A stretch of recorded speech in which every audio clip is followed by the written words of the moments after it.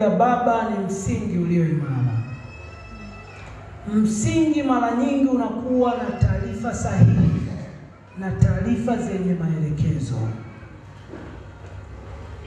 Msingi mara nyingi unakuwa na taarifa sahihi na taarifa zenye maelekezo.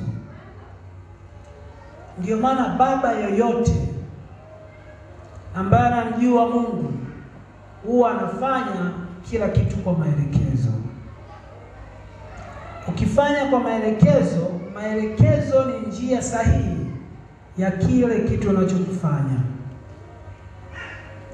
Kwa hiyo basi, kwa nini sasa mwanaume ni msingi?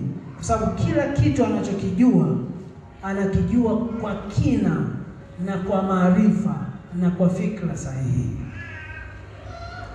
Ukitaka kuthibitisha hili, rejea kidogo. Kwa mfano leo hii mimi nikiamka asubuhi nikafanya matangazo kwamba naanzisha kanisa, kati ya watu 20 nitawapata, yawezekana 15 watakuwa wanawake na 5 tu wakawa wanaume. Pengine mwanaume nisimpate hata mmoja.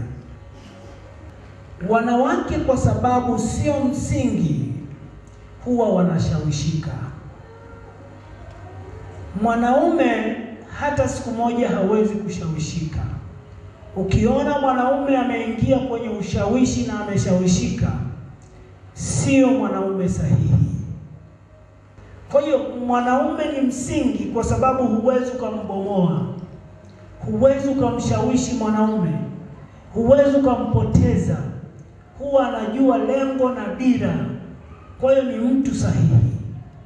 Hii hata mkirejea kwenye Biblia, angalieni sana.